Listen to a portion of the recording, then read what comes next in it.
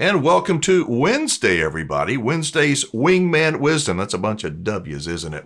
I am the RV Wingman. Thank you for joining me today. If you've not subscribed to Wingman Wisdom, you know what to do. Hit the subscribe button. Give the video a big thumbs up. Yesterday, I talked about not taking things so personally and how I do take things personally. The dealers that I work with take things personally.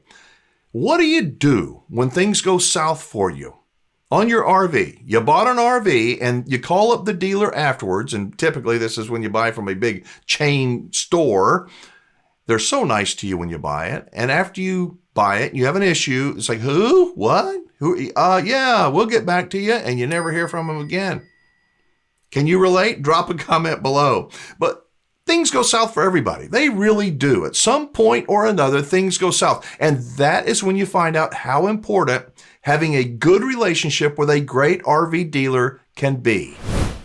You had mentioned a bit ago about inflation and prices had gone up. I hear people, they're just so angry thinking the RVs and the manufacturers are putting it to them. And I ask the question, have you bought a dozen eggs lately? Have you bought anything lately? Everything has gone up. And the prices are not going to come down like many of these people are hoping for. And the other thing is time. What is your time worth? Your kids, we've talked about this before. The kids are little only for a short amount of time. Yeah. And you guys doing what you do provide that opportunity for people to make memories, and you can't put a price on that. No, I mean, it's literally the only childhood memories as I almost reach X next month that I have. And I'm not even kidding. Like, as a small child, 3, 4, 5, you don't remember when you get as old as me. But those are the memories I have, to be honest with you. There, you know, I mean, I'm going to tell you this. I sold 2 of my best friends in the whole wide world. One from high school, and then one that you know very well that does all of our advertising for us. I sold them both travel trailers, and I told them both, I want you to know I'm making money, and I'm making more than I am comfortable with making on you, but I can't give it to you. I said, you're getting a deal. You know, they said, oh, anywhere we look, they're $7,000, $8,000 more, and I said, and I understand that, but I want you to know that, you know, I have to, because I didn't have any trailers, so I had to pay for the company. The company had to keep going, right? So I sold them to them.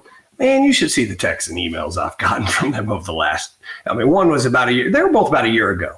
But the trips with their kids, and they're just like, dude, I'd have paid $50,000 more. It's priceless. It's like, you know, and now, by the way, their RVs are probably worth as much because they kept increasing after they bought them. So they're not even in a negative equitable position, which is awesome for them. But yeah, the whole thing is, look, you've got, you know, no boundaries. When you got that camper on the back and you can go anywhere and create those memories, there's nothing better. I mean, that's all my kids want to do. I mean, Dad, can we take the motorhome here? Can we take it there? And you know, it's our fondest memories by far. You know, camping and RVing it can be a real pain in the butt. I mean, there's no, you know, setting up, driving, getting everything ready, and then unloading it, and all the little things that can happen. But if you compare that to the joy, the real joy that comes from, you know, sleeping in that little box close to the people that you love and eating the food and drinking the coffee or the hot chocolate, the joys far outweigh the pain in the butt that they can be. It's like your kids wanting to be in the tent. It's their safe place. Seriously. Yeah. My kids are like, hey, get the tent. Well, they want to be in the RV. You're all together. You know, even though mom and dad can go cuckoo with 5 kids. You know, they talk about, you know, The Bachelor, right? They got this show and I want to produce a television show where instead of you putting them in Maui, put them with 3 kids in diapers and see if they fall in love. Or put them in a motorhome. Put them in a 30-foot trailer. We use a trailer more than we use a motorhome. Put them in a 30-foot trailer with 5 kids. If they can stay in love and fall in love, that's what I mean. They're really in love. But no, dude, the joy far outweighs it. And just being in there in your safe place, and those kids love it. They love their beds. They love their bunks. They just there's nothing. The only negative is, like you said, getting it there, but you got to drive to a hotel anyway. And then you go from the hotel to wherever you're going. So it's so much more freedom in an RV. I'm going to bring up a sensitive subject, and I know that y'all don't do this, but there are some dealers that literally have cut the financial head off their customer. They bought in the last couple of years during the COVID craze. They charged more than MSRP. They made so much profit off that customer that, and then they financed it, and the customer has no idea. They want to sell their RV, and they find out, oh my God, I'm so upside down. How did this happen? That is not something that the industry endorses. Those are dealers that are, I don't know, predatory. What are your thoughts about that? And what does somebody do if they're in that situation? It's a very unfortunate and sad position to be in. I mean, if you walked in middle of 21 or late 21, after the increases stopped, and you bought from a dealer that charged you MSRP, I mean, you're not going to be in a good spot, and you're not going to be happy, and that customer will never ever go to the dealer again. And again, that dealer's saying, I don't care. I don't need you to come back here. So there is going to be some very unfortunate, and it's not going to be a few. It's going to be a lot of customers that have paid too much. They didn't. Well, actually, even if they did their homework, they could have done a little bit more and found out they could have got it cheaper. But like I said, I mean, you got some dealers, if you think about an RV, you're on their iPhone and iPad, and someone like RV Station, they never even knew about us, right? So, I am outside A markets other than Katy.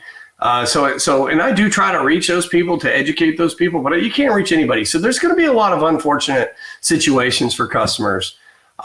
There is a good situation on the other foot, that if you bought a 19, I mean, dude, I had a personal friend that got a 19 that bought from me, and I literally am giving him more than he paid for it. Seriously. Really? He bought a 19 before the increases. The increases go up. I tell him, look, dude, I think I gave him exactly what he paid, which, our RVs aren't investments. So when you buy it, it goes down.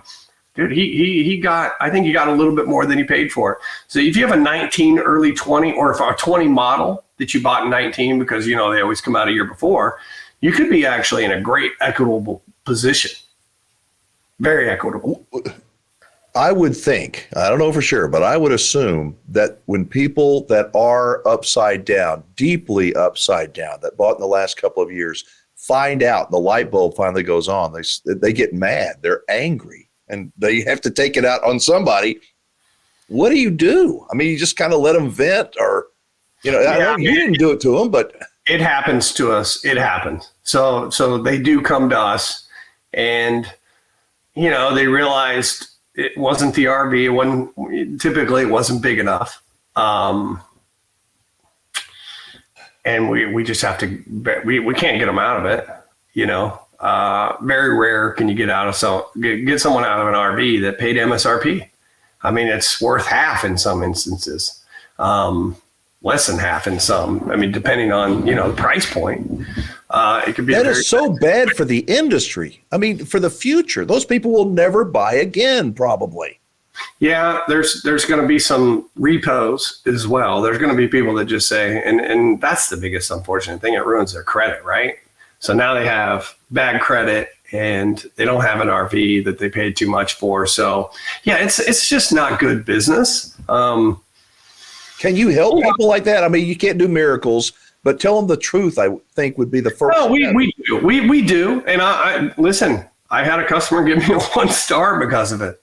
This dealer, I mean, he blew up a whole paragraph. Like, they told me that I'll never get out of my trade. And I mean, he twisted our words. It isn't what we said. We explained the situation. We told him exactly what it was. He twisted and torted our words into say that he basically was not very smart, paid way too much. And he wrote this thing. I got him on the phone.